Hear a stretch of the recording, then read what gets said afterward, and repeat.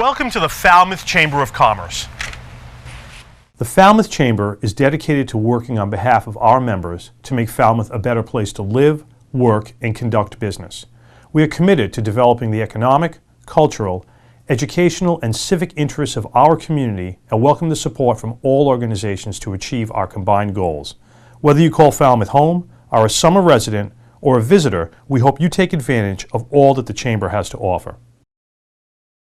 Hi, I'm Bob from Crane Appliance. Since 1983, as a family-owned company, our goal has been simple: to give our neighbors of the Cape and Islands a great shopping experience. Rest easy knowing our professional team will listen to your needs and help you pick out the perfect appliances.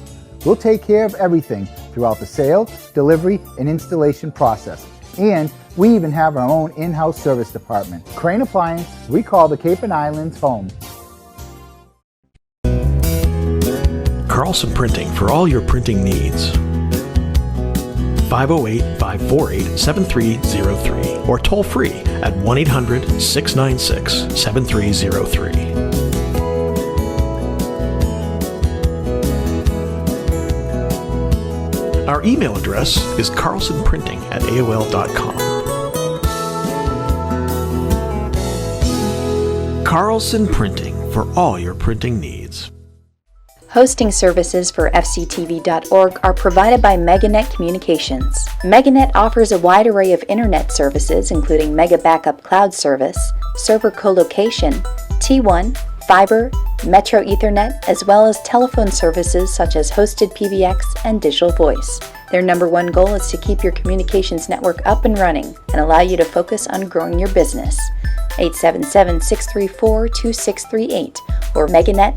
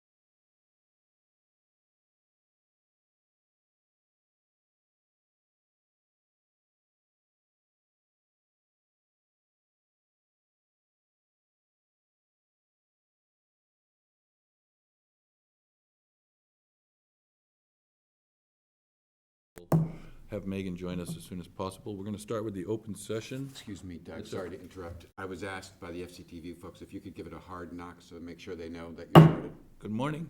All right, we're getting started. And this morning we are going to start with the call to order. We would be going into executive session, but we're going to wait till Megan arrives. And we'll deal with a couple of small items to get started. But if you first join me in the Pledge of Allegiance. I pledge allegiance to the flag of the United States of America, and to the republic which stands one nation, under God, indivisible, with liberty and justice for all. And on Article 25, at our last meeting, that's the one related to Falmouth Net's creation of a Article 25, to see if the town will vote a second time to authorize the select board to take all necessary and appropriate action to establish and maintain, in accordance with the provisions of Chapter 164 of the general laws, and in accordance with the rules, regulations, and orders of the Department of Public Utilities and the Department of Telecommunications and Cable, municipal lighting plant for all purposes allowable under the laws of the Commonwealth, including without limitation to the operation of telecommunications system and related services, or take any other action relative thereto, on petition of Falmouth Net Incorporated. I spoke with Art Gaylord, and I'm sorry. He planned to be here to speak to this. I agree. I was going to just make his point and see if that's sufficient or if we want to wait. And we do have Mr. an Chair, email could I offer to open up the dialogue, because I think this will be a very quick one. Okay. I was the one who initiated putting this on your agenda for tonight, and that was because there was a misunderstanding about whether it was legally possible for us to narrow the purpose of the municipal lighting plant, given the original article. Right. And Frank Duffy has confirmed it is possible. However, the proponents are opposed to that. Right. So it's going to be my recommendation that you leave the article as is.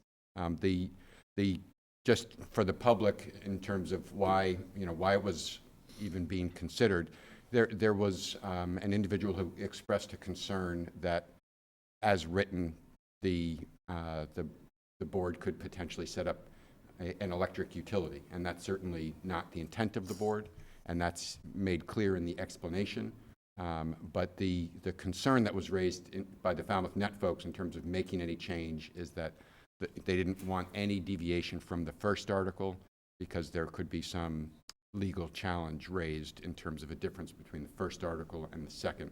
So, I know the board is supportive of the initiative, and it's the proponent's desire to leave it the same, so it would be my recommendation to take no action tonight, which leaves the board's recommendation as printed. Right. So would I have to make a motion to move it as printed, or to take no action at this time? You can take no action, and Yeah, that that's leaves it as sufficient. is. You Yeah. don't have to move to do that. Correct. Right. And I'm totally agreeing with Peter on this matter, so. And I do too, and spoke with Art, and that was his concern, that if we change the language, it opens it up to possible suggestions from competition that the article wasn't executed properly, and that could open us up for more problems down the road. So it's important to keep the language intact. And we do have a letter from Mr. Gaylord that we received yesterday afternoon, You want to mention? stating same. Okay. So the board's choice is to take no action at this time, and Article 25 remains intact as presented.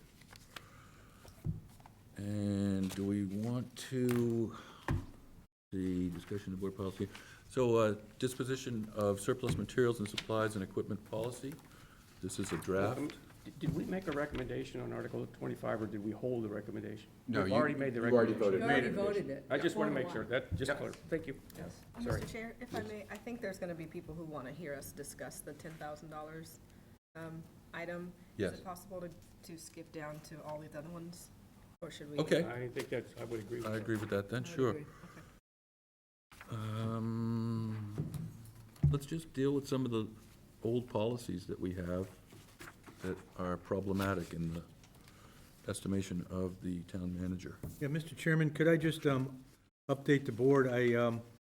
We got this list developed, which I appreciate very much, and Diane has posted, as you know, on the town website, the existing policies, and these 10 or 12 were, she felt problematic. And I have transmitted them to the respective department that generally would be involved with and overseeing, and asked them to get back to us with any suggestions for updating or adjustments so that the board can officially take that under advisement. So that would be later in the month when I would be getting that back. I asked them to get back to me within the coming 2 weeks. But obviously we can continue, we can certainly discuss these and talk about them. I made some notes and welcome that dialogue and direction from the board, even as that is underway. Okay, so are you feeling like that we're actually not really ready to discuss the policies, or Oh, I think we are. we want to highlight what the issues are? Yeah, absolutely. And I don't know if, what order the board would want to take them in. We do have the order in the printout that Diane gave us, and I don't know if the order printed out in the attachment is the same as that, but It seems logical to me in alphabetical order. Might as well work our way right down through the list ambulance here. policy being the first one. Right. I have a question generally about the ambulance policy, and forgive my ignorance, why are ambulances billed separately than just being included in the fire department budget? Why do people get individual bills for ambulances? I think it's because of insurance Exactly. protocol, Oh. right? It's under health Insurance insurance. purposes. Oh, okay, okay. Yeah. And, of course, we know that Chief Smith is here with us for the executive session this morning, and I'll be welcoming comments that he may have on the ambulance billing policy that obviously goes back 20-some years when it was first put in place. But I can tell you that we do work with a collection company on ambulance bills. That was not the case when this policy was developed, and the collection company process began, I would say, 8-10 years ago comes to mind, Tim. We went through a process of identifying most appropriate companies to do collections, and it has been a very successful process. They do collections, identify delinquencies, and they take a percentage of the amount collected. And that's been the common approach that most communities have taken. At an earlier time, we had a clerical person who did the billing for ambulance, but we found that this works much better and much more efficiently, as a matter of fact. But it's fundamentally an insurance transaction process, as was mentioned. Is there anything in this policy that either you or Chief Smith would recommend needed to be changed? Well, I just think the language in general needs to be updated to indicate that it can be a collection company, as opposed to, it sort of implies that bills are mailed on the part of the town, which is not the case. Okay. But the town working through a collection agency, which we procure and contract with, would be some substitute language, and all just updating a little bit, changes in language for departments in the Commonwealth and other entities that have changed in the 22 years hence. So could we get a draft of that works for both the chief and for you before we start wordsmithing? I agree. Does that make sense? Absolutely. Oh, absolutely. I think that's essentially what should happen. We need to be a little bit more careful about the language in some of these policies. I feel like sometimes they've gone through, and maybe a month or two after we've discussed them, and all of a sudden you've forgotten exactly what the deliberation was all about and some of the details. So I would insist on a draft before we vote and do a final vote. Right. I think Throughout today, all of these policies, there's reference to town administrator. They need to be changed to town manager. On this particular one, I think the 4 on the last sentence should be dropped also, because it really refers to all the previous charges there. So as you rework it, you might take that into consideration.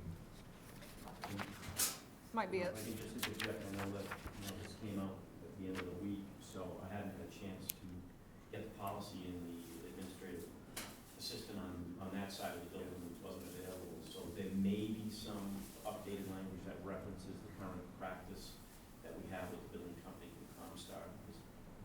obviously early on, a lot of this was before the charter changes, and we used to have a different billing system altogether. And since that time, we have a billing company, you know, our returns are much greater, our collection rates are much improved, and it's in line with, you know, Medicare, Medicaid, you know, reimbursements. So it's it's greatly increased from when I was. So I certainly can get hold of that and I can forward and see if we have anything that may have been between both Comstar, our billing company, and the department when this originally awarded. So I would like that. That would be great. I have a somewhat unrelated question. I'm wondering, do we have any idea of how many people do not call an ambulance because they don't have health insurance? Because I do see in here, and I like that it's in here, that says that the town administrator, or essentially the town manager, can waive any fees or paying for a service if the person can provide evidence that they can't pay it. And I'm just wondering how much of a hindrance that is for people to actually get help, especially when we know people quite often don't have health insurance.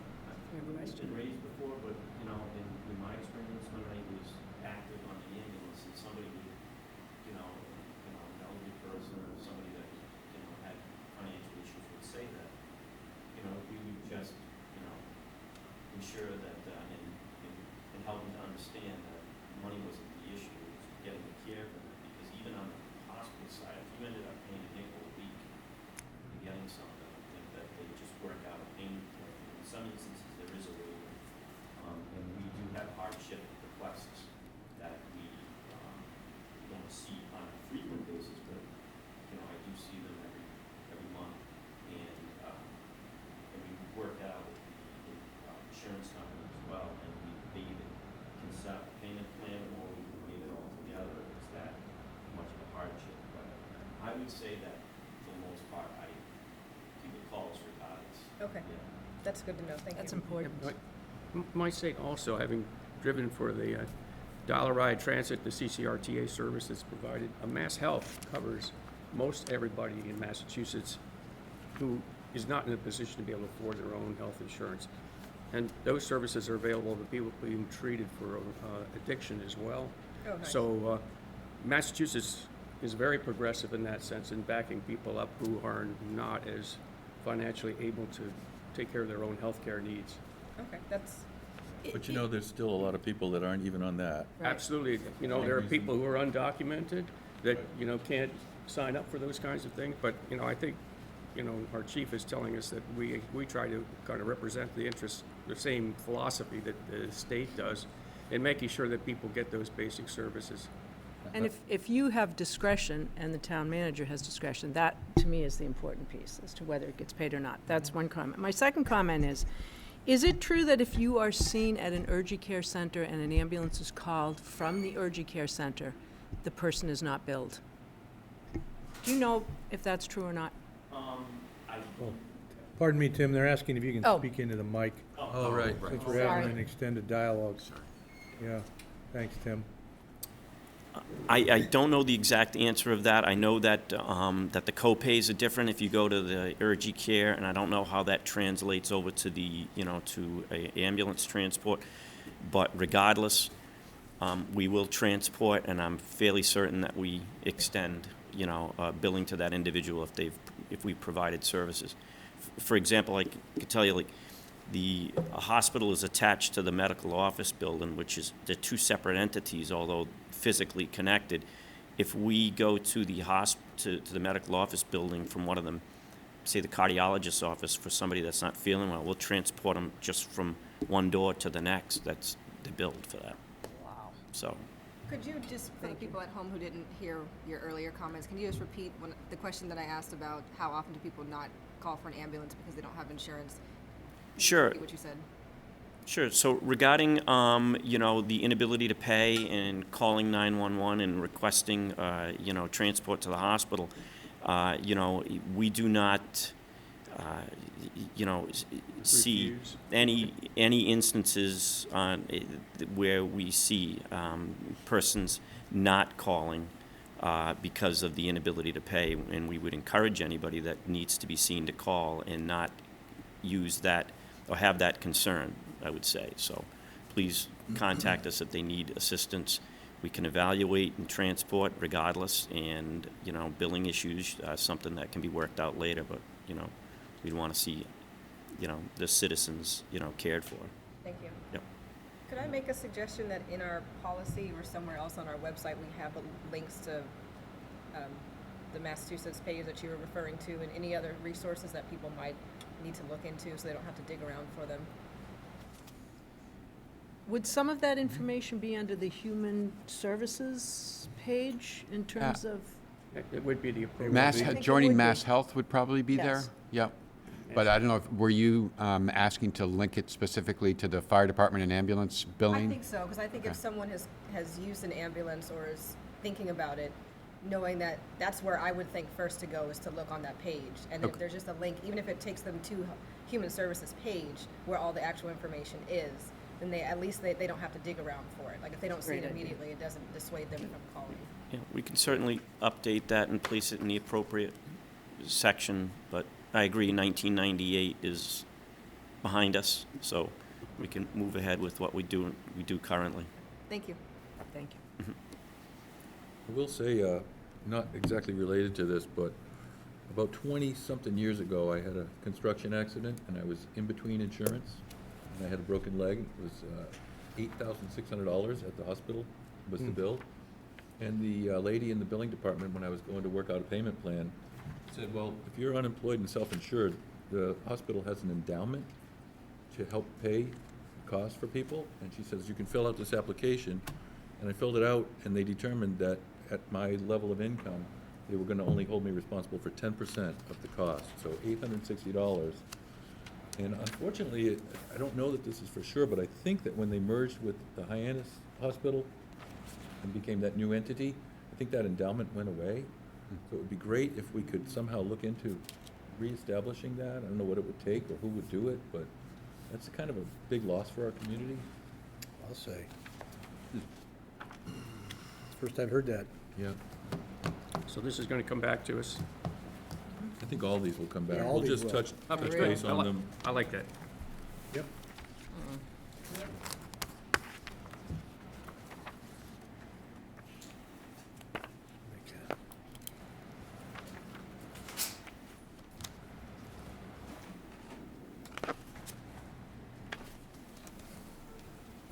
For all the people who are just joining us, just want to advise you that we're holding off on the executive session, which was supposed to start at 8:30, because Megan had a problem getting a babysitter, but she's very close on Main Street, and we're going to break to executive session when she comes in.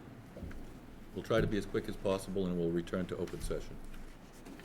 We won't necessarily take the half hour, but we'll try to expedite.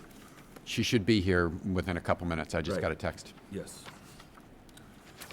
And the conservation restriction policy is the next one on the list, and it's rather long.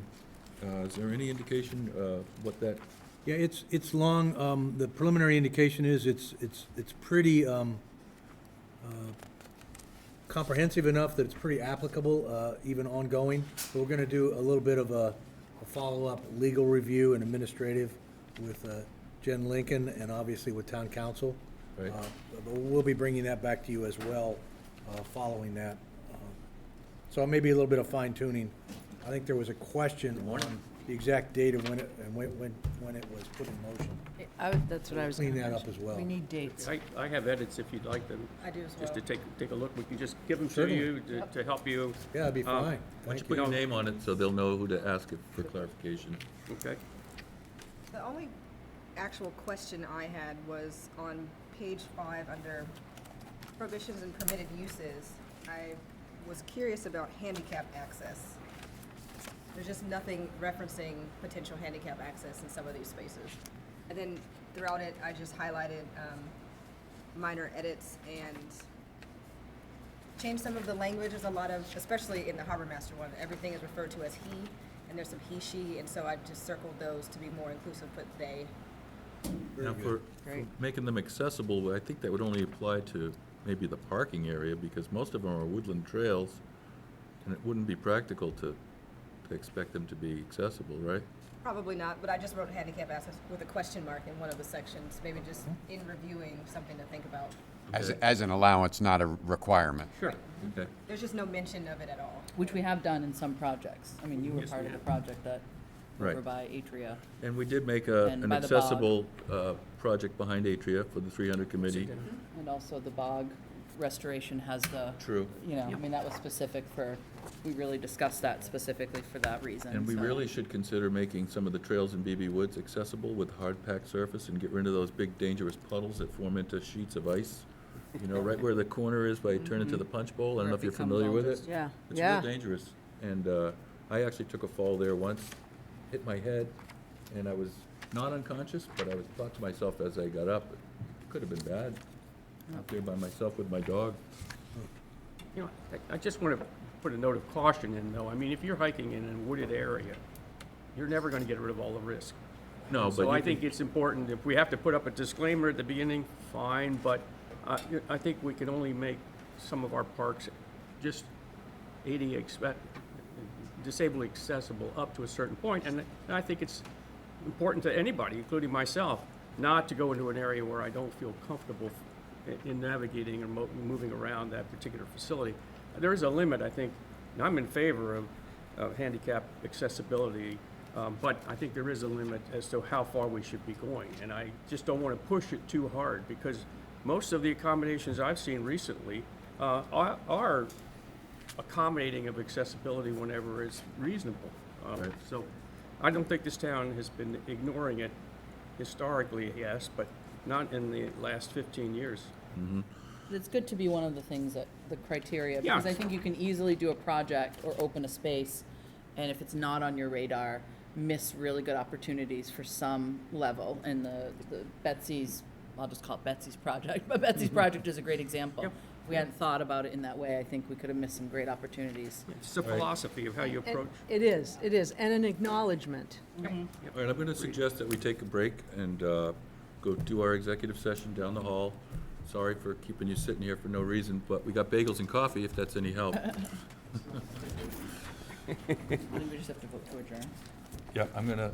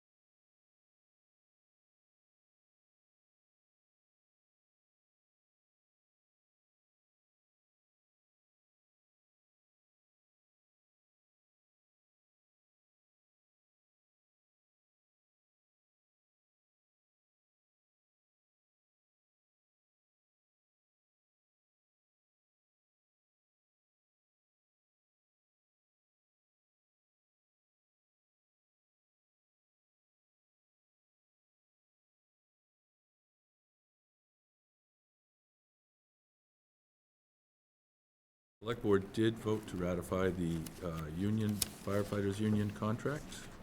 It's news of the day. And we're back to discussing Select Board policy. And I would suggest we revert back to one of the main topics of the policy discussion, which was the discussion on Select Board policy for disposition of items valued at less than $10,000. We have a draft policy here from the town manager. And I can just read it out loud for the folks at home that don't have a copy in front of them. This is on the town website under in our packet. You could review this if you're at home and you want to read it at home. So draft, March 5th, 2022, Town of Falmouth Select Board, disposition of surplus materials, supplies, and equipment policy.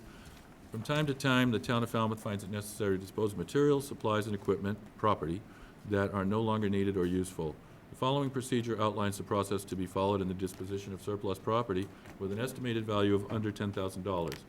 Because I just advise you that if it's over $10,000, there's state law that kicks in and prohibits us from consideration. Surplus property included in this procedure is defined as items no longer useful to the governmental body but having a resale value. Surplus property shall be declared surplus by the department head and town manager in writing. A list of surplus equipment shall initially be offered to a town department. The town manager determines the value of the surplus equipment using procedures customarily accepted in commerce. These are numbered 1, 2, 3, now I'm on number 4. If the town manager determines that the surplus property has no resale or salvage value, he or she shall dispose of such equipment at least cost to the town. Number 5 is for surplus property that has a resale or salvage value, the property may be disposed of pursuant to the procedures set forth below. The first option would be the town manager may advertise a sale of the items on the town's website and/or local newspaper or seek informal quotes. The next option is, if applicable, trade in surplus property to be used as a credit toward the purchase. And the third option would be to donate to a government entity or charitable organization, provided it is recognized IRS 501c3. But what I notice is conspicuously absent is an option for the Select Board consideration of destruction of said items. And that could be potentially weapons or any other maybe dangerous item. And I think if that's going to be the case, then maybe it goes to purview of the Select Board rather than town manager. Would you be amenable to that, Mr. Suso? Well, it would be the board's policy, whatever you determine you prefer. Because it's a big decision, it's somewhat Sure. controversial, Board's you know, call. destruction of property of value, whether even if it's low value. I'm very much in favor of making that exception, and you know, there may be some issue with the state that says if it's of a certain value, you have to dispose of it in the interest of returning some kind of monetary benefit to the town. I think that's that $10,000 threshold. Well, but suppose we have a situation where we have these automatic weapons, and it's greater than $10,000. I still think we need an out.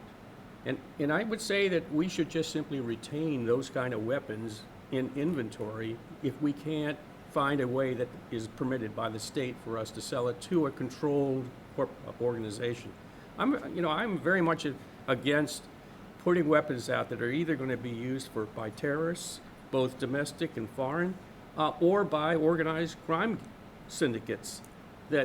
And that's what's going to happen to these weapons, because nobody in Massachusetts is allowed to purchase these things on the open market.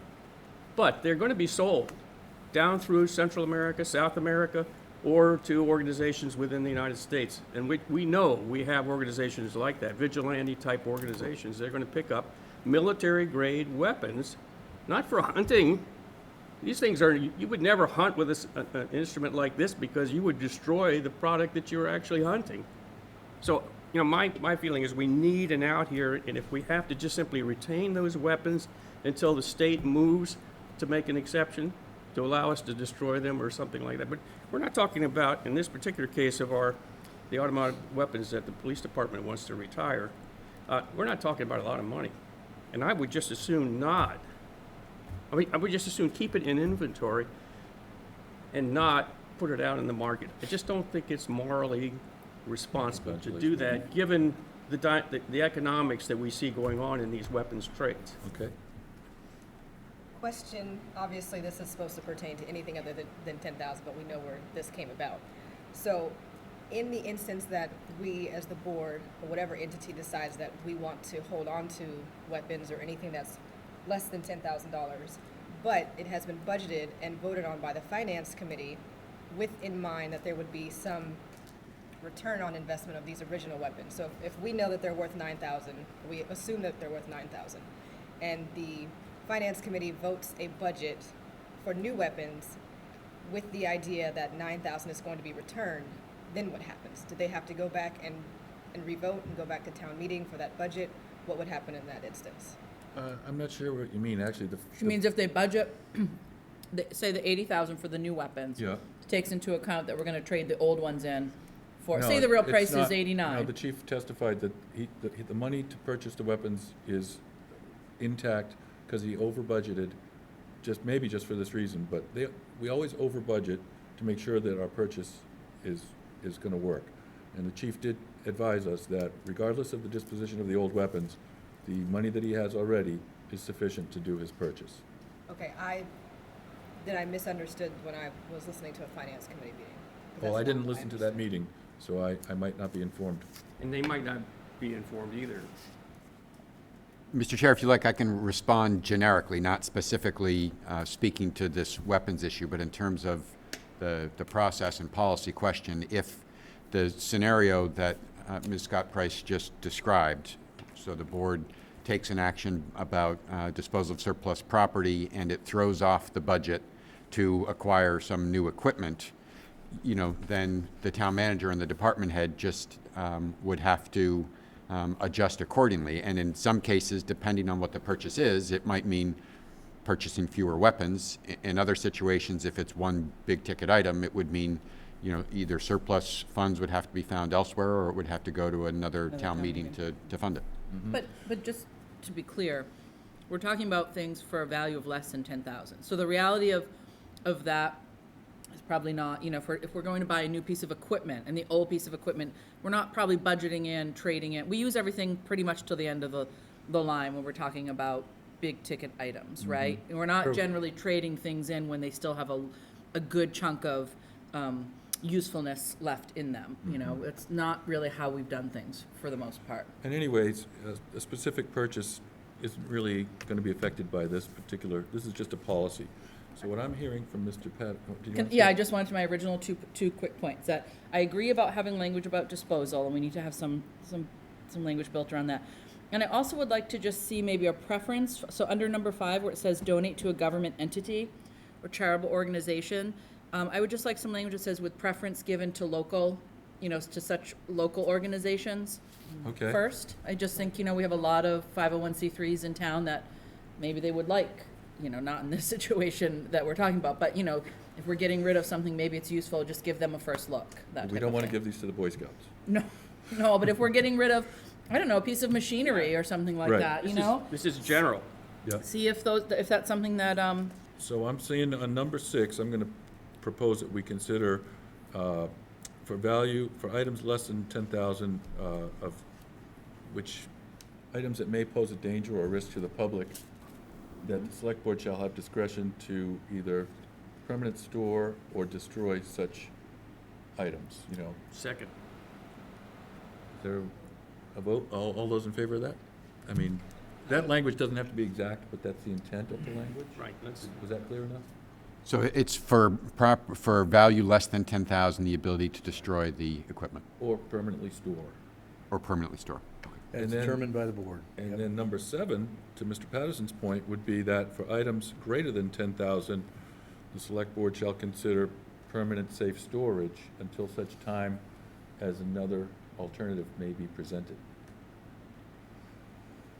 can we do that? Unless somebody would want to change that language or promote some other, I'm throwing that out there, it's not a motion. I want to just get weigh in from town council if we can do that, because Is this going to be a draft coming back to us? Would you want to make that motion since it I was your will. idea? I definitely would make that motion.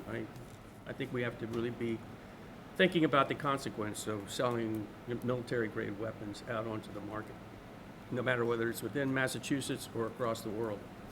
I think you're right, and that gives us a policy that deals with both sides of the $10,000 threshold, just in case there's, I just think we need town council to let us know if that runs afoul of the state statute. That's all. Right, and Well, but I think we could also appeal to our state delegation to say, we need an opening here. right. And I think it would pass across Massachusetts, quite honestly. Or it may be something that can happen via special legislation for that issue. I don't know, but I'm just saying I think we need just a little weigh-in from town council on that. I agree. You know, what the language should say. And before we close this, I'd like to see if there's any comments from anybody in the public. Mr. Doobie, do you want to speak to that? Yes, just a couple of quick points. Richard Doobie. Am I assuming that aggregation is out of the picture, seeing as what I submitted to you earlier, showing that 30B, Section 15, and the IG's manual on 30B, Chapter 7, makes no mention of aggregation, so you're Mr. not Chair, talking about... can I respond to that, please? Yeah.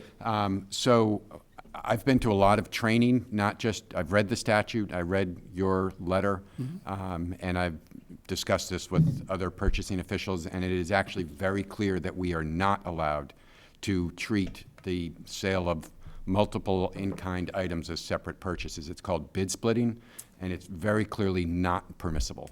So your interpretation, and I understand just reading the simple statute, I understand why you drew the conclusion that you did, but if you speak to the Inspector General, if you go to any of the training, you look at the training materials, that's bid splitting and is explicitly not allowed. I read the section on bid splitting, and I would need some explanation as to how this classifies as bid splitting. I understand what bid splitting is, but it is not aggregation. Bid splitting would be if you had a number of, one of the things that the IG states is you can compile a group of like items, but that if you want to get a bid for those like items, that the cost of that bid has to be greater than the highest cost, the highest value, the highest bid on the individual items in sum.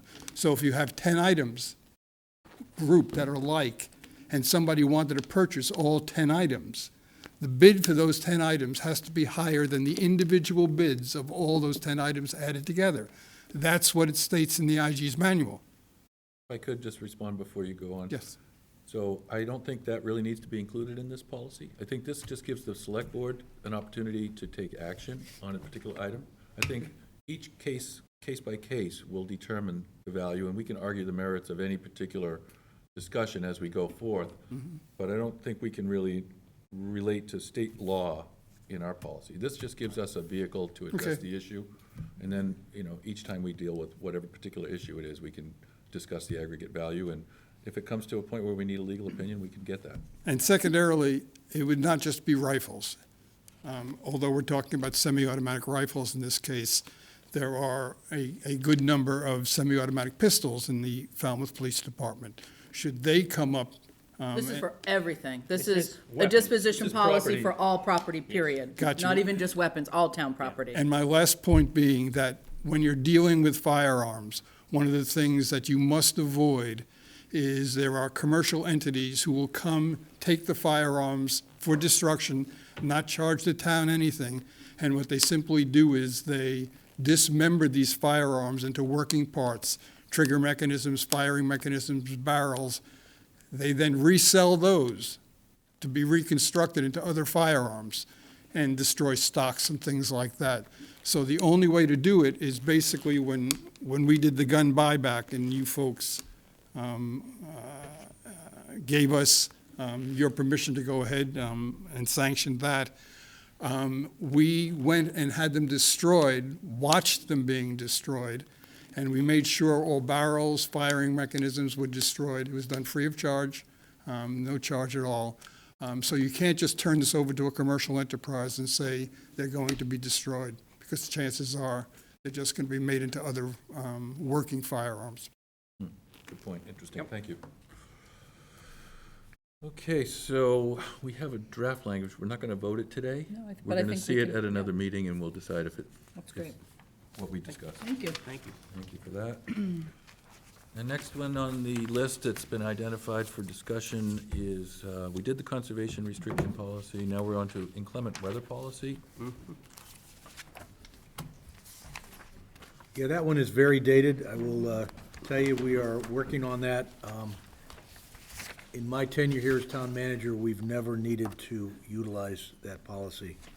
So it's, yeah, we'll be getting back to you with some revisions. Okay, I just have a bunch of question marks. we certainly should not be limiting this radio stations that announce this. Absolutely.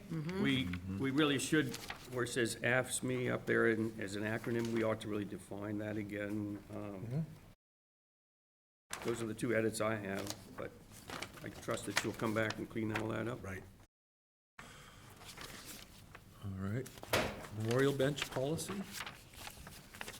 That's another one that has not been utilized as frequently lately. One of the concerns that Public Works has shared is a diminished number of reasonable locations to place these.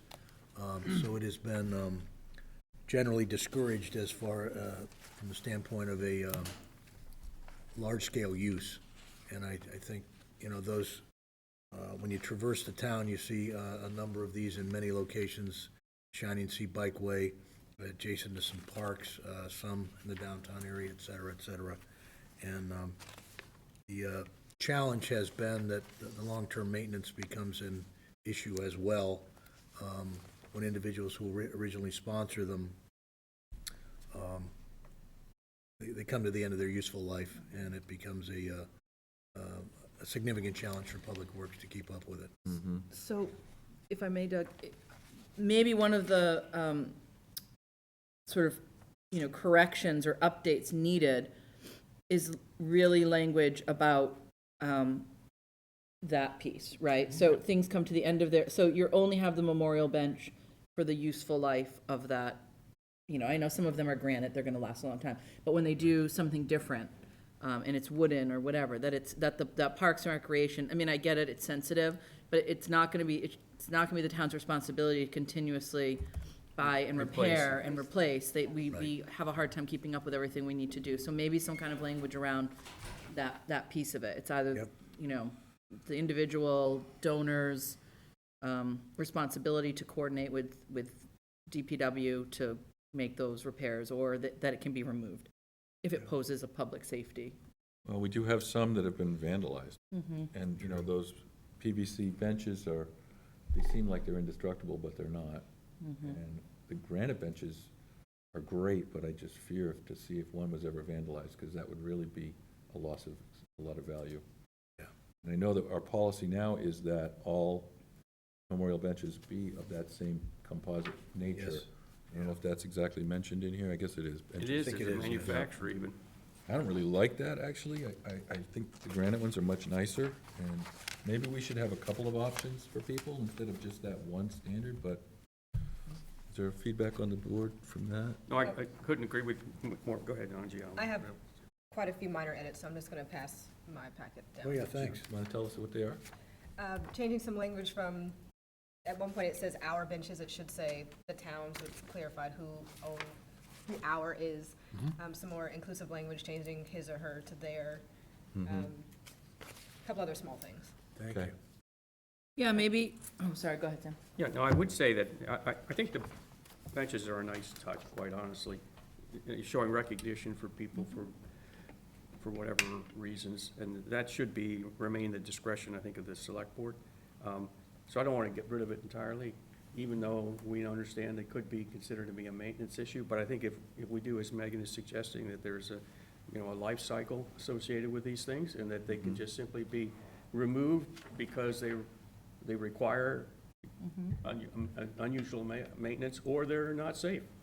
But so that leads me to say I'd like to have an option for people, if they're paying for this thing, why shouldn't they be able to choose a granite bench? Why does it have to be this PVC? I understand Probably depends on where it is, maybe. Well, I agree. I understand the intention of, wanting to have uniformity and, fairness to everyone by the same. That's true. But if you can afford to pay for a granite bench, and that's your choice, that's gonna last forever, barring vandalism. there's not really any maintenance required. And these PVC ones, we can already see that they don't really last forever. You're forcing somebody to choose this, even though it might not be their choice, and then you're telling them if you want to keep it around, you got to maintain it. So I think they should have an option, and I think that would have to be at the discretion of this board, whether or not the granite bench is appropriate in that area. Maybe at the Falmouth Harbor, we'd say we want to keep them all the same. But maybe if it's somewhere along the bike path, or some other town parcel, maybe at a conservation area somewhere, maybe a granite bench standing alone wouldn't be a bad thing, so. I think there's just a question about equity there. If you have someone who people want to recognize, but they can't afford to put in a granite one, then does it make it seem like the person who has a granite bench as opposed to this other type of bench? Was their life worth more? Were they more important than another person? That could be perceived that way. It could be, but I don't think you should limit it in that regard. I think it's... I understand, but I don't think people, when they're walking along, say, gee, this person only got, a PVC bench. Oh, and here's a granite bench. I mean... Well, you think about like on buildings, someone gives a certain amount of money, they get a platinum thing, or a gold, or a silver, based on how much money they donate. Yeah. I'm just saying it. I think Just it like is in the something to cemetery, consider. if the family wants to invest in a really beautiful monument to their loved one with a picture of them on it, that's their choice. Right. It's a different setting, it's not town property. Yeah, it's private. Right. That's what I think. That's a That's the difference. difference. Can I ask a quick question? Right now, who is it saying has the, so we make the Park superintendent. The park superintendent? Right. Okay. And that's why they standardized it. Yeah. So there wouldn't be like a sense of discrimination. But maybe then we add that if somebody really wants granite, they would appeal it to the select board, and then we would Or determine. if somebody, not even grant, but if somebody has a different style. different request outside of this, they could appeal it to the select board, I guess. Yeah. But I wouldn't want to take this on. We're just trying to offload things. I wouldn't want to take this on as a regular. I mean, I think DPW has been doing a really good job with it. Yeah. I think if there's just something in there that they can appeal, I mean, most policies, I think, should be able to be appealed to the select board, or to the, if it's a town manager issue, to the town, there should be some appellate process.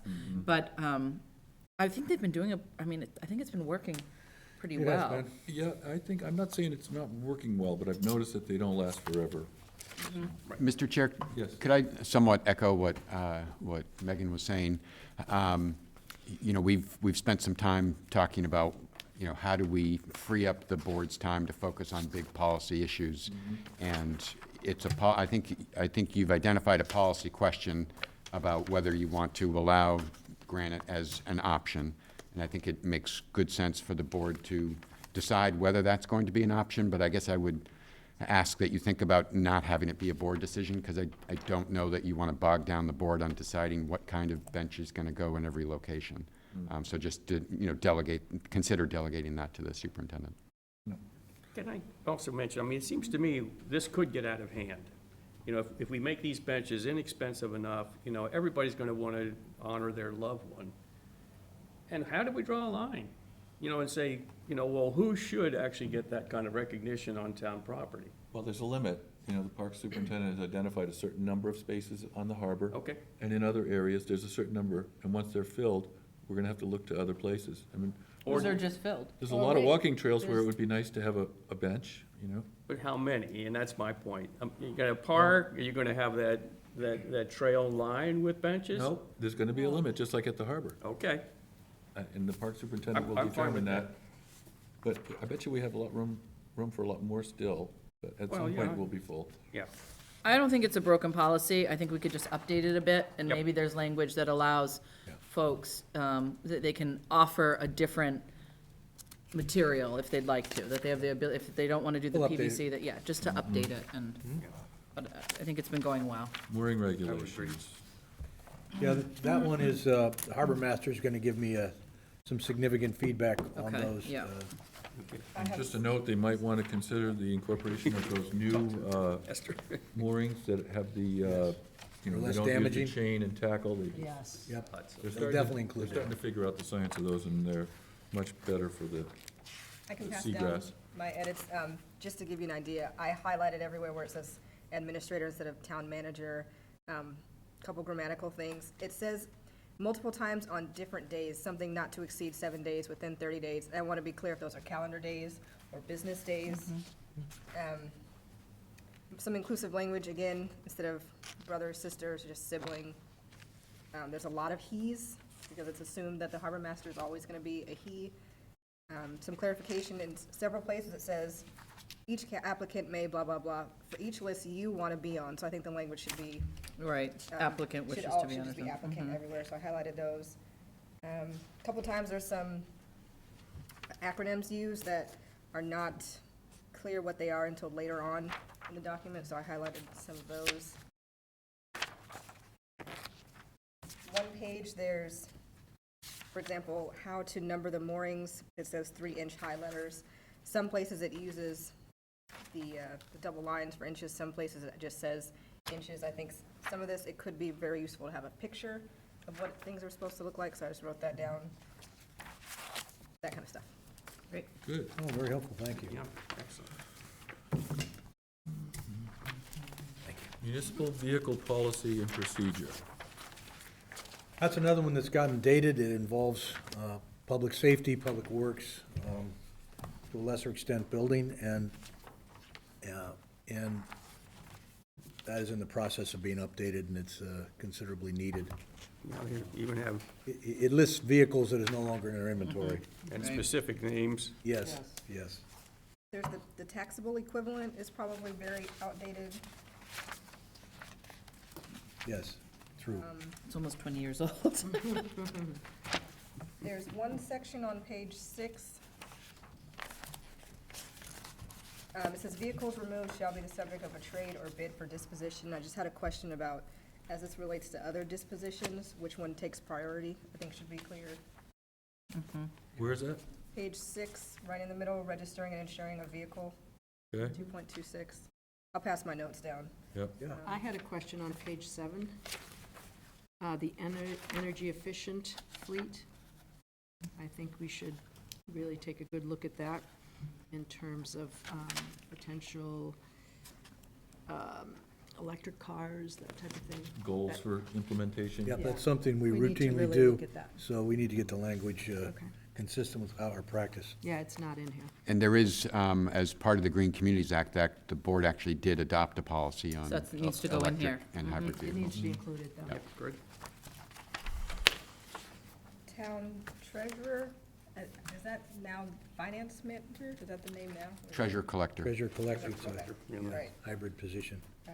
So on the permit issuance, we don't really have anything on that. Yeah, that one just goes, that was sort of a renegade document that Diane found that didn't attach to anything, so we have policies relating to various permits and issuances, so it would go to the respective permit as opposed to a catch-all. You know, Let me just ask, do you have anything on Everything your, else Sam, is- that you want to is pass down? Pretty minor, so. Okay, I'm just gonna, Well, I this could- is for the auto. I could pass it down, but of course, their vehicles are actually identified by, you know, I'm just- vehicle identification number, you know, serial number. Yep. And that's all definitely dated. Those are vehicles probably don't even exist in our inventory. So, you want me to put your initials on there? oh, you can if you, Thanks. that'll help. Sure. So I would like to see a policy for permit issuance, and I would like to have it include certain things like initial response shall be received within 14 business days, rather than, a lot of times a permit will be in the application process, I'm talking about building You're permits. talking about building permits now, yeah. A lot of times it'll be getting close to that 30-day point where we realize that there's problems. I mean, this is, comes and goes with the amount of permits that are in the pile. Sometimes you do get feedback in a week, and, you know, they do the best they can, but I think there should be initial feedback. If you've got a missing, incomplete application, you should know that, you know, pretty early on, and I think 14 business days is sufficient, because there's a normal reasonable expectation that you're gonna actually have your building permit in 30 days. But if we realize that there's problems at day You're not gonna 26, be able to fix it really is unfair. So a time standard that says something to the best of the ability of the department. Right. These are the time standards, this is the policy for time standards. Right. For the, like what you're saying, an initial response at this point, and the, I agree. I also think, though, that the language needs to be written in such a way that there's flexibility. Right. Because I think in policies, you never want to really tie your hands behind your back, so that if somebody gets you a response on the 15th day, Yeah. you've gone against the policy. So I think, again, if we strive to Make a meet it reasonable within attempt. 14 days, Yeah. and even putting a number, I don't have an issue with putting a number, as long as the language is flexible enough that, if it deviates. doesn't happen, or it's a day or two off, that we're not against a policy. agree with that. So just keeping it more general. But at least there's some guidance. Yes, agreed. No, I think so. I think that's helpful. And maybe there's other language that should be included for, with regard to coordination between departments for, moving the process along. I think actually our process that we have right now is working pretty well. Permit-Eyes is gonna help us a lot with that, as Right. we know, so, but it's an excellent point. Yeah, but it shouldn't be a blank page for sure. Mr. Chair, Yes. could I just ask for the suggestion you just had about a 14-day preliminary response? In the policy, is that going to be specific to building department permits, or are we talking about all permits? Because, I think we issue a whole bunch of different permits. I Right, think it's that going to be building difficult to isn't the only one. standardize And I across don't the know what the board. reasonable timeframe is for that. Maybe we There could just get should some. be one determined by, maybe you just poll the department heads and say, can you respond in a week? Or, what is the, So the what intent should be is the to, reasonable expectation, the intent is to apply it across all town permits. if possible? Or if it's, I think a policy can say, I know we have lots of permits, but think about it. They obviously are bunched into groups as to who would respond. A lot of permits come through the town manager and the selectman's office, and so it's really Diane who's responding initially to say, Right. received, you're gonna be on for this date. That may not happen for a little while because she's setting the agenda. So I think we have to, there are probably, a handful of folks we can speak with that can give us a sense of what a reasonable timeline is, and we can perhaps have that just sort of outlined in the permit policy. Okay. Yeah, there'll probably be several different response timeframes, given the ability to respond by each department. Okay. Otis Task Force. Hold, ask Mr. Boyer to write to the governor and request the status of the Otis Task Force. I don't think I have that. And that's, I don't that have that. morphed into the Citizens Advisory Committee, July 6, This 1993. piece of paper, Oh. Oh, this is in, just a single piece of Oh, this paper. all the way in the back. Oh, I missed this. So I don't think this is even, Why was this in? Yeah, I think that was. It's just one of those policies that needs attention, or deletion. It's not one of the, shellfish and herring should be our next one. yeah, that's the one I have. yeah, And that's one that Chuck and Greg are working on and But is updating. this actually a policy, this Otis Task Force, or is this just a I think it's notation? defunct. Yeah, that's just a notation. I don't think it Okay. represents anything. Well, is it currently listed as one of our policies? That's what I was asking. No. I don't think it It's is. not in It's here. just a Oh, okay, random fine. Not on the list. page that got included accidentally, I Okay. think. Good. Okay, shellfish and herring regulations. I have a lot of, again, relatively We small. need to probably have some regulations regarding the aquaculture Right. that we have in town. Right. Who would work on this? Mr. Martinson? Yeah, that's Marine and Environmental Services. Yeah, I've requested that already. Okay. Okay, Okay, good. good. No, it has to be regulation specific. Right, we've had a lot of changes to the, a lot's happened since then. Aquaculture, our shellfish policy is, there wasn't anything like that when that was drafted, so. Yep, These are Thank you. edits for Those are their edits from Angie. consideration. thank you. Angela? I don't want to take any of these home. You're going to get all of them. I like your style, that's Thank smart. you. And we don't have the Woods Hole parking. We have the whistleblower policy next. And I see there's a question mark, personnel and remove. I'm not sure what that note is. Yeah, that's a notation from Diane. We need to check with town council on that. I think we have, some statutory language on that we want to honor. Yes. So whatever that is, we want to be consistent and update. And I suspect it's been updated since it was first introduced, not only in the Commonwealth, but nationally. Yeah. And that was my biggest concern about this. I really didn't even want to consider it until it was updated. Yeah. Based on the law. Definitely. Yeah, and it may be that we just don't even need a policy, that we just follow the law. Exactly. Yeah. I think, and that actually makes more sense. You want to just hang on to that? Well, then the policy would be that C attached law, CMR, whatever it is. Or just to eliminate it. We don't have a policy for every law that we comply with, right? So if we Right, don't, some are And local. any we don't law need would- if we don't need a policy that goes beyond the law, then you just don't have a policy. And a law would trump a policy. That's exactly right. We don't really So have the we don't- authority. Now, if, I'm not saying that's definitely the answer. It may be that that the law is written in such a way that we do want to adopt a policy that's more specific, but that's what we'll check. Yeah. Right, so I don't think we should consider this one yet.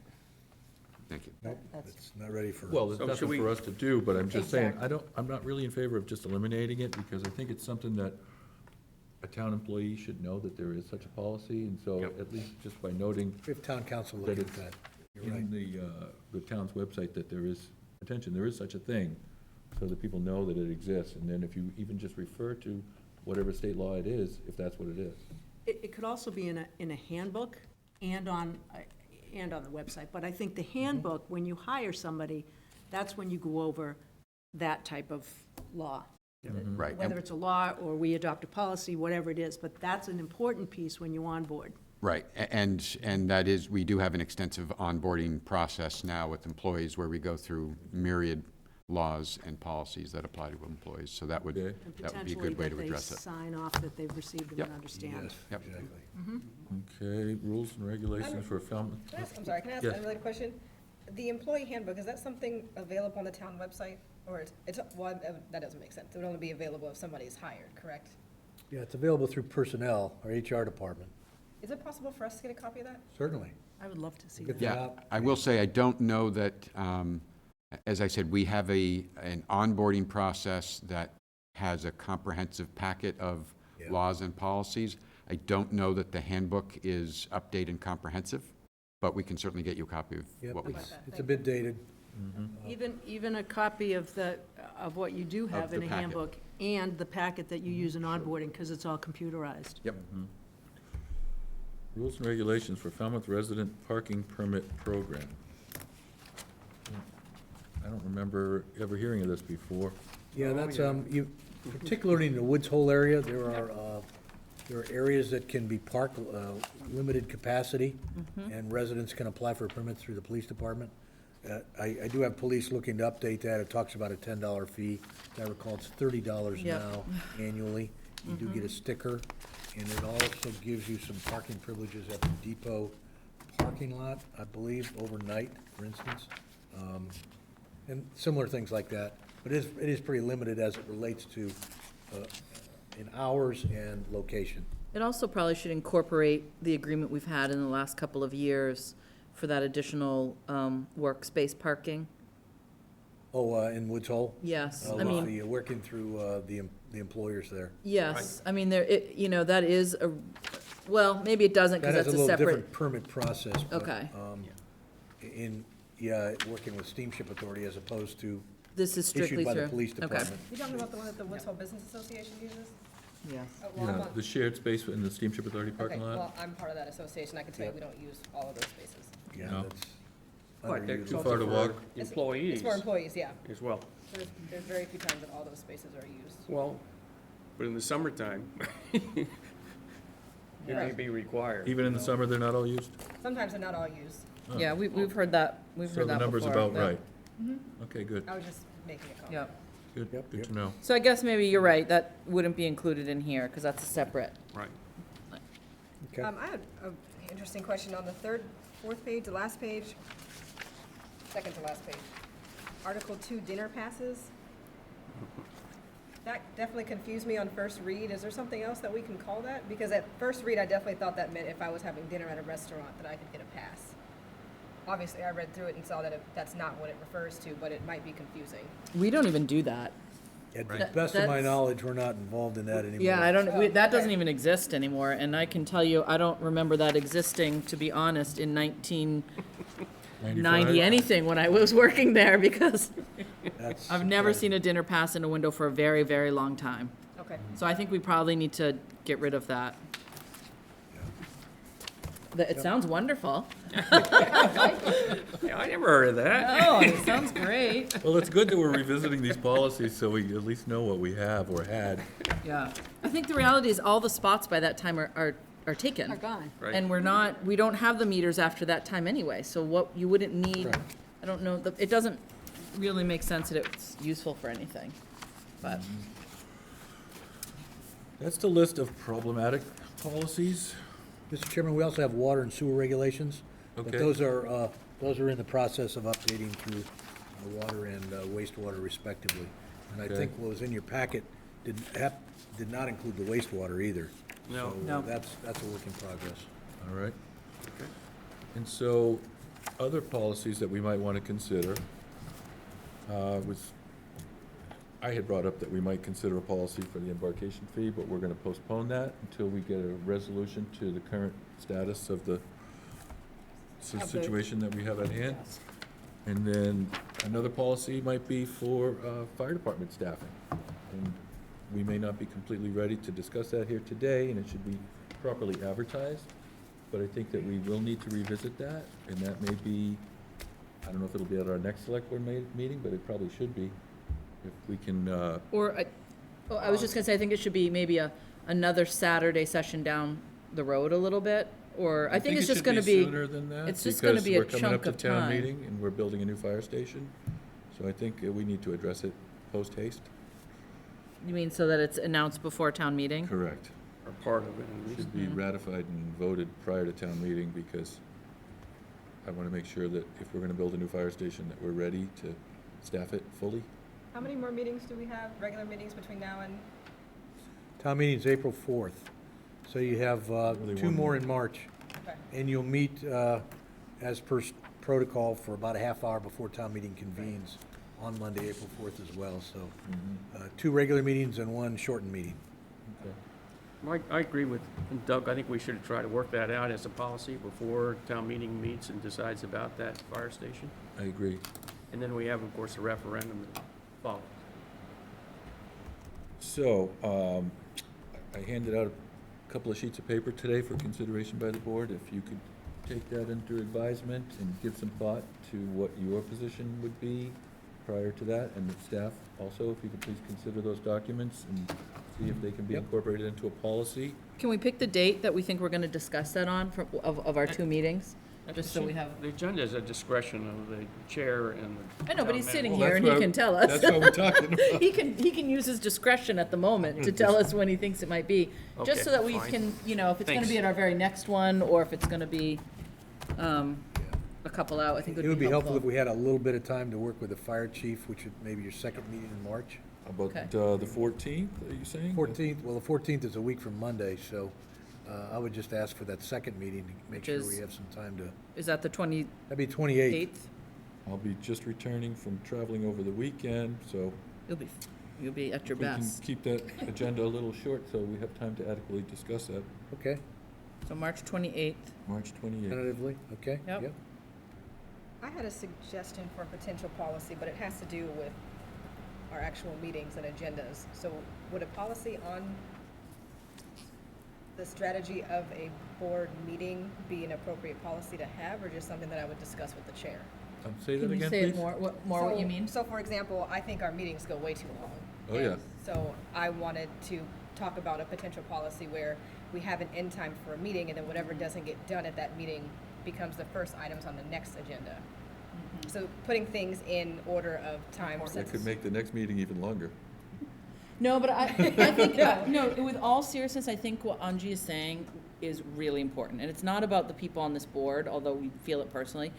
I mean, the woman who was from the Cape Club, who was here at 11:35 and had been paying a babysitter, I think it's honestly borders on, like, unconscionable that we made a woman stay here until 11:35 to do something that she didn't even have to be here for, because it was on the consent agenda and it just got approved. And she was paying, I mean, I was saying in the hallway, I'm paying someone $20 an hour. That's what babysitters get right now. So I'm paying someone $20 an hour now, and she was paying someone $20 an hour for whatever she's paying. I guarantee you it's not $8 an hour, because kids don't charge that anymore. But she was paying someone for all those hours. Never mind that she probably has to get up with her kids and go to work and all of that the next day. And it's true for anybody who's coming before us. I just don't think we can give good attention at 11 o'clock at night. I don't think it's fair for the public at 11 o'clock at night.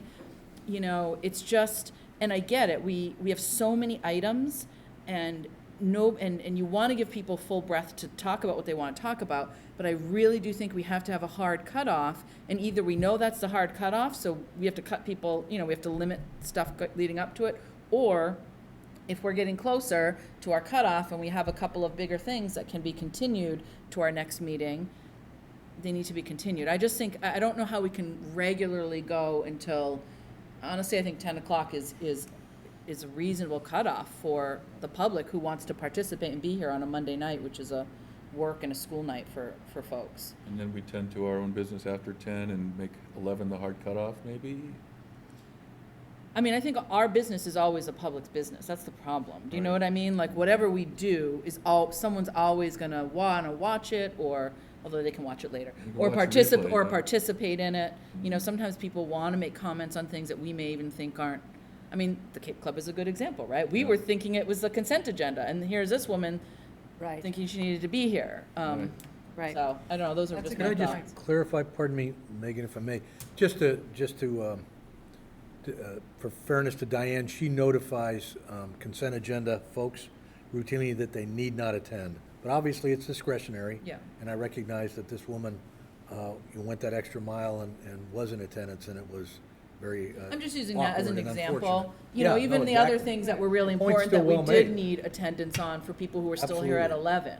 I mean, even Barbara Wayan and Mike Duffany, I mean, that was a presentation that, just was really late. So, I don't know. I just think we should give some thought to structuring. I mean, I know there are other communities that have really structured, this is the end time. And I'm not saying it's easy, and it definitely puts more work for the chair to kind of and the town manager structure the agenda.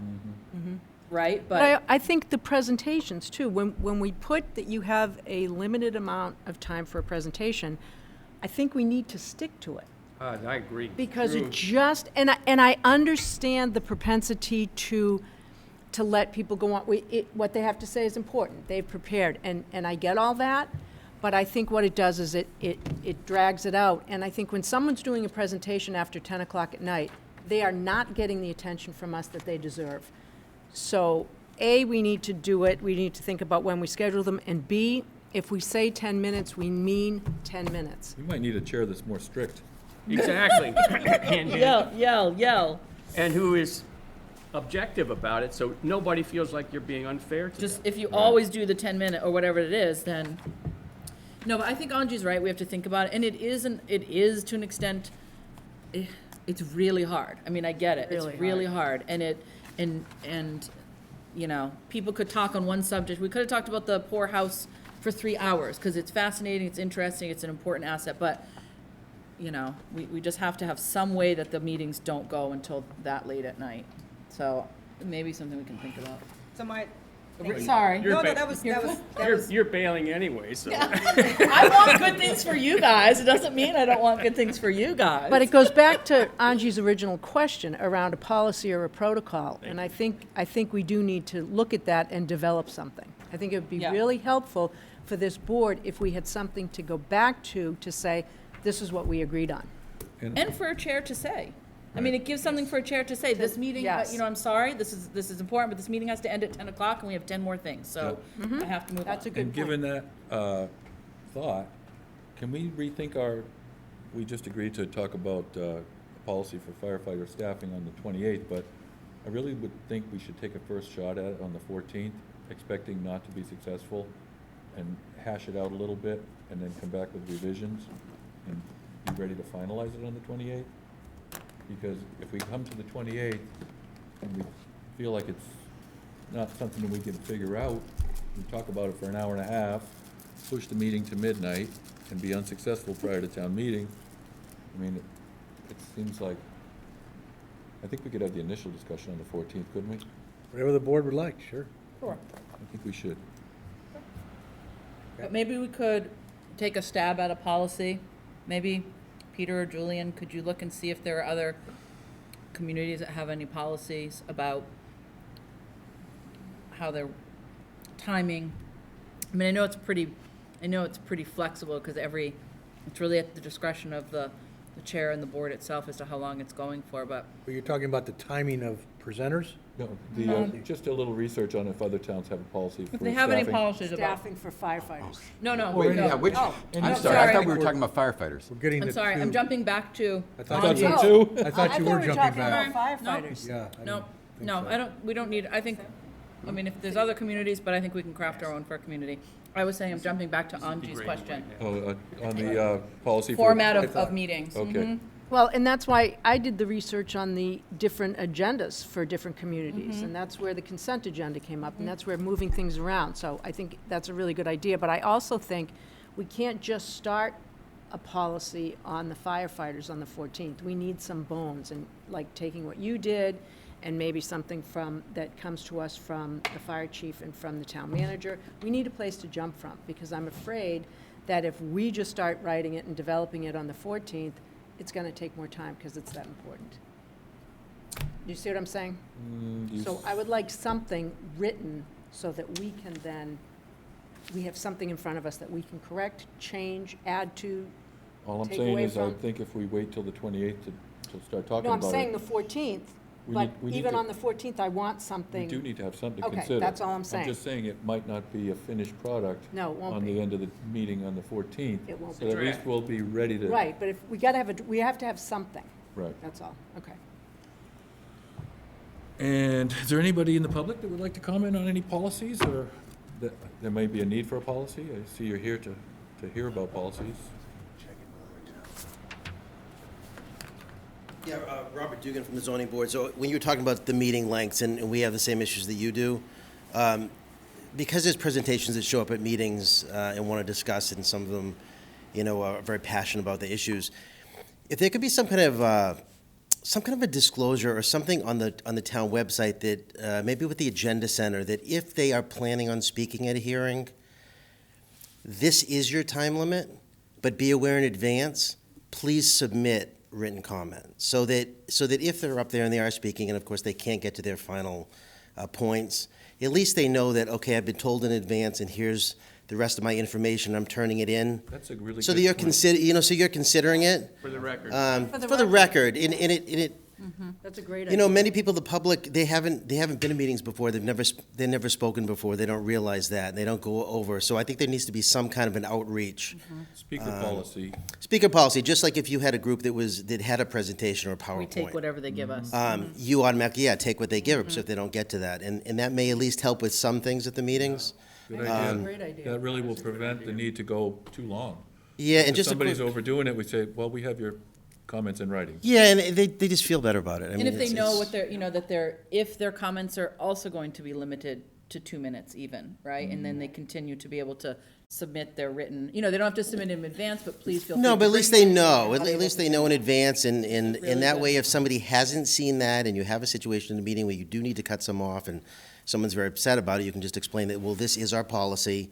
Be aware, you didn't know that in advance, but, please turn in to us You could whatever even your go on the comments top are. of the agenda, actually. You could Ideally. even go on our agendas that speakers are allotted 2 minutes, but the board will accept written comment to add to the public record. Yeah, and that might be something they want to look at townwide on all the boards, how each board Yep. handles them, because, I mean, I know our meetings have been going to 11:30 at Yes, night. I know, and you guys have them a lot, And you so. can't shut things down. Just a quick comment on the bench policy. Because the town is very limited in locations, and of course, everyone wants to be at a beach or in these prime locations, they may want to start looking at a different mechanism besides benches. They want to consider something like they did with the road race, with the memorial brick walkway, or something smaller that's also not as obtrusive, because it's nice to see all these benches everywhere and some are in use, but you've got views and vistas and other people that are doing it. You don't want to get the impression that these areas of town are be turning into just these memorial centers. And, the granite benches are beautiful. I know that, in the Heights I walk in, a lot of people seem to use the other benches just because they don't hold the cold and they have the back. Yeah. There are a lot of damages that come up. The one that was at the harbor, I think, was hit by cars at one point, and that was left there for a long time. But towns are not going to be able to keep up a policy with memorial benches because there just isn't area. It also gets to, Angie's comment about equity. A lot of people can't spend the money that it would be for a memorial bench and a keep up. I mean, Spore Gardens is going through a situation now where they've taken donations for memorial benches, and now you're getting comments from people in the public that when you walk through, it looks like a cemetery. You know, and a lot of people don't like to sit on them. When they have certain plaques and they know it's a memorial, some people feel it's a disrespect, or you'll have people who drop flowers and stuff off. So you just might want to look at, you know, some other mechanism that might be available. So maybe to our memorial bench policy should be modified to memorial policy on public land, and then benches would be a part of it? But, you know, I think there's a question of eligibility too. How far do we go to recognize, any family can say, you know, I want to put a plaque out. I mean, I'm sorry, but I think there ought to be some kind of a policy that decides who is eligible, who should be recognized. And I think it has to be based on, you know, a contribution to the town, not because I can afford to put up a bench or a plaque or something like that. You know, it's like, you know, bringing the flag down to half-mast. There ought to be some screening process, and I don't think it should be forever. You know, maybe there should be a time limit on how long these memorials are actually there, so that we don't have this problem of, you know, a constant, you know, stream of benches or plaques or whatever, which is not what the town wants to look like in my mind. At least that's what I gather from talking to citizens. So I think there's some complexity here that we need to kind of flesh out. So maybe there should be an opportunity to reallocate that space if there's a public concern, like we renamed a road in Woods Hole recently. Right. Because it became apparent that the person who the road was originally named after was not really somebody that we want to recognize here in Falmouth. Exactly. I think Sam's idea to put a hard time limit on it is intriguing. It obviously would need to be communicated very clearly up front. I think it would be difficult to apply it to existing memorial benches. It could not be retroactive. But I like the idea, frankly, of saying, you know, any new benches, this is for 50 years. I don't know what the number is. 25 years. 25 That's like years. a generation of. And maybe, yeah, maybe 25 sort of more in line with how long the physical bench is going to last. And then explicitly, it will be, that space will be reallocated to a new individual. So it's not about paying for a new bench. It's about, we have limited space to recognize people.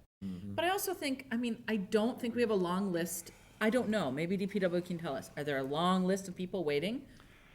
Not necessarily, but it's every year there's a constant stream of new requests. So we are going to run out of space. Well, I will say that there's been a space, put this out there, there's been a space at the harbor for quite some time, and as far as I know, it's still there. So, I mean, I don't think it's too much of a request. Did you want to speak? But I think we do have to worry about a change in habit. You know, all of a sudden, people get on the, you know, into a movement kind of thing, and you're going to see a lot more people requesting this opportunity, you know. So I think we have to look to the future. We can't say, well, gee, have we had a lot of requests? Well, that could change. Because we're talking about it. Yes? Well, I thought that was a great suggestion on the benches, and as I was sitting there, I wasn't even going to speak on the benches, but Tell us who you are. I am Maury Harlow Hawks. What I find interesting about the benches is, and what Mr. Patterson said, that, you know, it should be somebody that contributed to the town. I don't think that's fair, because there are a lot of unsung heroes that contribute a lot that are never even noticed because they don't want notoriety. They just do wonderful things behind the scenes that are important, and their family knows that, or the village that they grew up in knows that, and they want that person represented. So I think limiting it to us who volunteer or are special isn't. No, that's the intent. I don't want to speak for Mr. Patterson, Okay. but I'm saying the family can make us aware, and that's part of what the recognition is. Okay. That, and then, you know, one bench could have many people on it. Maybe the town should be supplying the bench of choice, the granite or whatever, and then if you want to you know, you want your name person's etched name into on it it, or etched something. into it, so that you don't have one person on one bench. It could be in the fronts, because I have to agree, I hate sitting on them. I always feel like I'm sitting on somebody, and I always feel weird. But, you know, if it just went around the base of it, then you could maybe fit 20 people or 30 people on that one bench, because everybody wants Chappie Beach, Old Silver Beach, you know, they all want the beautiful spots. They don't want to be, you know, out on, you know, like Woodland Park and there nobody goes to. So that just might be an idea too, to add more people to one bench, and then the people don't own the bench, the town owns the bench. They pay They maybe pay a to fee have to it, etch, to yeah. have it etched, so. That's a good idea, too. And I can commiserate with you on late meetings. We meet every single week. We only get one off like I feel like once a year, but we get quite a few off. But it feels very long. And our meetings honestly have been doing the same thing as yours. Lots going on, you know, people are building, there's a lot of permits being applied for, which is good, because in our industry, you know, in our commission, that means that people are asking permission now. But it also has extended our meetings. Our RDAs, which used to be 2 or 3, are now like 8 to 15. Because people are saying, can I cut this tree down, not cut the tree down, ask for forgiveness. So it's a good thing in one way and bad another way. We do announce that at our meetings, that you have 3 minutes to talk. I think that would be a great policy, you know, for you, for all committees. And I really like the idea of submitting prior to the meeting, because that way it is on record. You, in advance, can peruse it and say, you know, this is really, they've got a really good point here, or whatever, and then, you know that you can elaborate on that. But I think that's an unbelievably brilliant idea.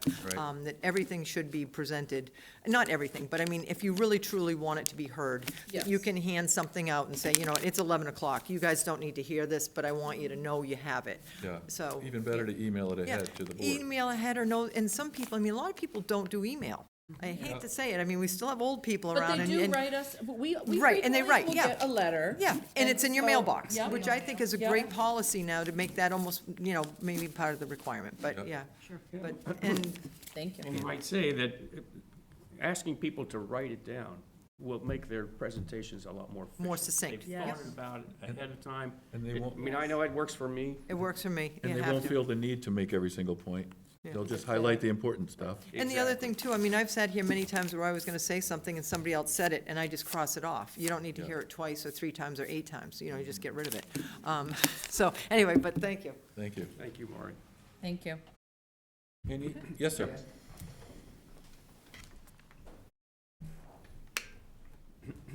I'm Scott Selinsky, Precinct 4. Along the lines of that, it also allows you to stipulate with respect to comments. If they pre-write their comments, they don't feel like everybody else has to get up because they know that they're going to be heard and it's on the record. My question is with respect to public comment at the beginning of a meeting. I was at the last meeting, and I saw somebody get up, very passionate about what they were speaking about, and they found out halfway through that there was going to be no rebuttal from the board because it's open. Is that a written policy, or is it a State board law. policy? State law, for open meeting law, because it's not on your agenda. And it's a select board policy that's posted So on at the that website. point, are you allowed to give them guidance in order to get that on the agenda? Because I could see where, at least in that instance, that person got very frustrated and kind of put you in a position, Mr. Chairman, of, I have these issues and nobody will give me an answer. Right. And it kind of, maybe if there was an explanation somewhere prior to that, so that they didn't set themselves up for it, or the board wasn't set up to have to say, we can't answer. We can listen, but we can't answer. It was explained prior.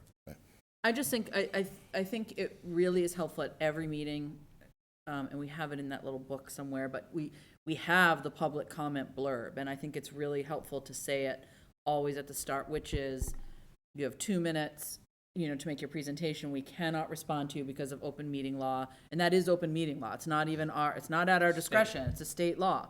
Because it's not on our agenda, we can't start engaging in conversation.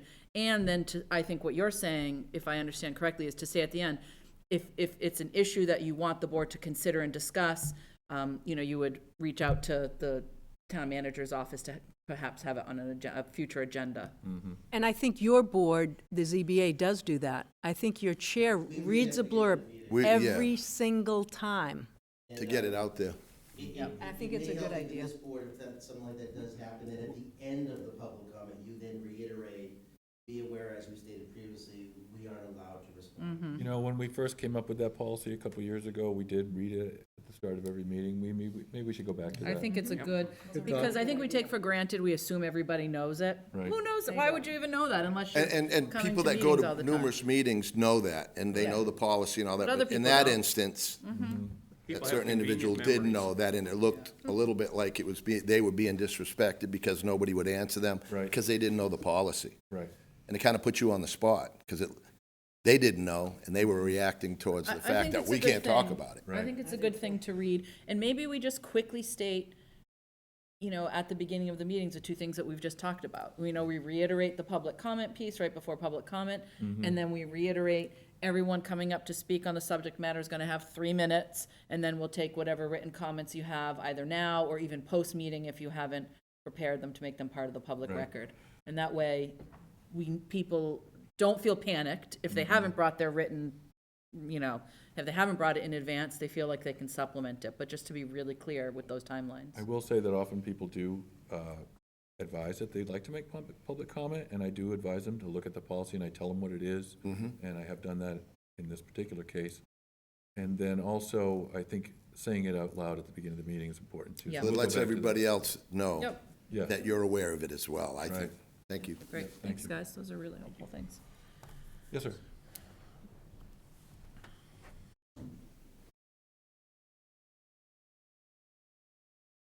Hello, thanks for being here on Saturday. And this is brief, and I didn't come with the intention of speaking. I'm Peter Hargraves, Precinct 9. But my mother said if it happens 3 times, that's a calling. And I've just been called to make a comment, because we just mentioned open meeting law. We were talking about the order of business in a meeting and how long things should take. And I'm not sure where this falls, whether it's a policy or open meeting law, but in all my past experience, I know Massachusetts law requires a meeting to be opened and then closed for executive session, and then the order of business if it's reopened to the public.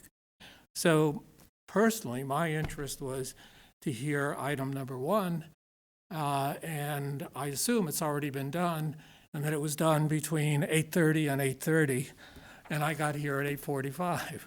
No, So I don't, The executive session, you mean? Is that what- no, item number 1 being further discussion on Article 25. Oh, excuse me. So what happened was, Megan had a babysitter issue. Oh, I understand, I was here for that, yeah. The whole world knows I had a babysitter. So what did you miss? So in good faith, I arrived at 8:45 to hear that public session Okay, so discussion, and I had never heard of I know business gets reorganized Okay. within the open session. Okay. But now am I to understand that I should be here when the meeting is opened, even if an executive session is planned, so that I don't miss something that might be of interest? Because Well, we can certainly of this revisit ad that hoc. and explain to you what took place on that one, if you'd like. And So here's what I would say, Peter, I get what you're asking. That is an absolute anomaly, and it is not the best practice, but it just is what happened because I think this board was trying to accommodate the fact that I wasn't here for the executive session. So that is not how we have we've never done that before. So I shouldn't plan to be No, here at 8:30. in 6 years, that's never happened before. Right. So, So no, you can do what you normally do and assume that it's gonna be the executive session, open. It's gonna open, go into executive session, go back to regular session. And since that did happen, I'm happy to revisit that and explain to you what took place, and if you want to comment on it, you can. Thank you. If you could encapsulate it, because I'm sure certainly- you did it all in good faith. So here's what the discussion was. We have the town meeting article from the past town meeting that we voted. Right. And the proposed the language is the same. At a previous meeting, we had a discussion of whether or not we should modify that to make it more specific to broadband use only. And we talked about it as a board and determined that that would not be in the best interest of the article or the proponent, because changing the language could lead to contestation from third parties saying that the vote was not consistent. So our position was. Already twice. Yeah, so our position was that we keep the language intact as presented and leave it as printed in the warrant, because changing it could lead to legal difficulties for the proponent, and that we felt that that was unfair to put that burden on them. It's their article. In other words, we wouldn't have two related and identical votes. It would be one on one set of, language and then one on another, and that might be problematic. I see. And I heard this discussion at the select board meeting last Monday, so you didn't bring it to closure, you felt, and you put it We on took this. no action because we realized that the Okay. action might not be in the Okay. best interest of the article. So you acted and you supported the article at this meeting? As presented. We left it alone. As printed. Didn't make any changes to it. Well, thanks for the clarity. Sorry to take the extra time on Saturday. And you're welcome to comment on that action if you feel like you want to. Well, I think we've had a pretty slick marketing effort, and I think we're getting ahead of ourselves. But I think I'll reserve, this second vote is not an issue for me personally. I think when you get into the next two articles, then you get into the issues. And since we brought it up, I know it was very concerning. I've been asked not Now to we're say. outside the scope. We're outside the scope, and not only that, but that's a Good. town meeting discussion. Yeah, so I said I would save it at town meeting. Well, but Doug asked me, so I was only. I was just doing what the chair said. I was only inviting comment on our action that we took today retroactively because you didn't get an opportunity to speak. I guess town meeting will speak on that. Okay. And there are other articles, and there will be a discussion on the other articles. So Right. that's what town meeting is for. All right, well, thank you for Thanks, your Peter. patience with us taking it out of order. I'm so Mr. sorry. Chairman, could- Final comments? Sorry, Yes. Sam. On, is this within the scope of the agenda? Yes, I promise. Policy?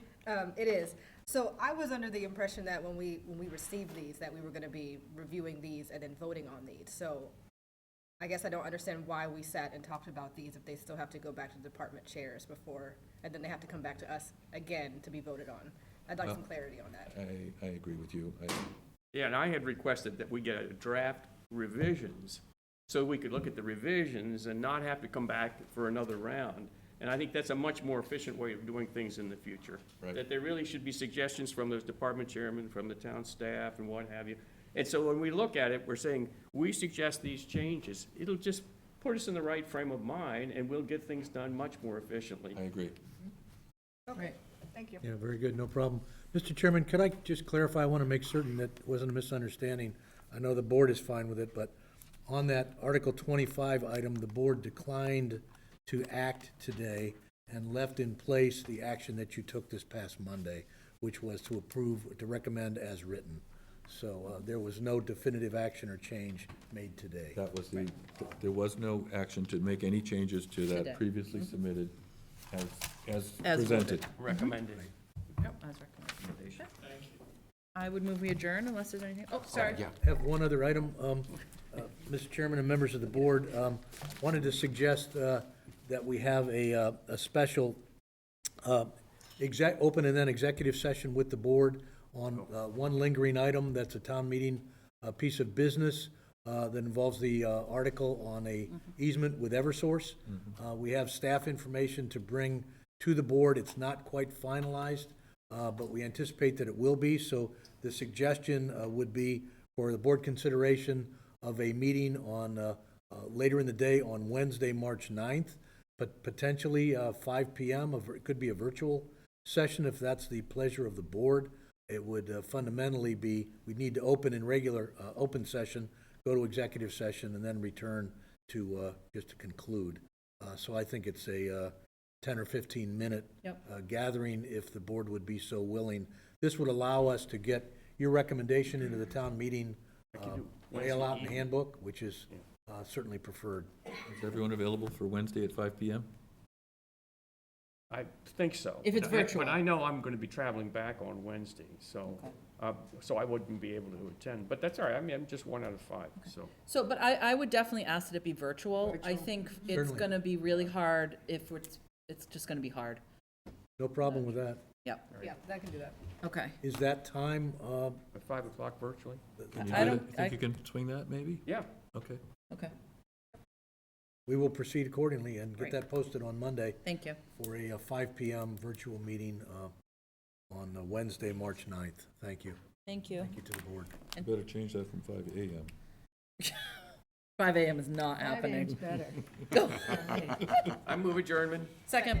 All those in favor? Aye. Aye. Thank you for Steve, taking you're- time No, on you're Wednesday, good. Saturday. Thank you. I think we had the common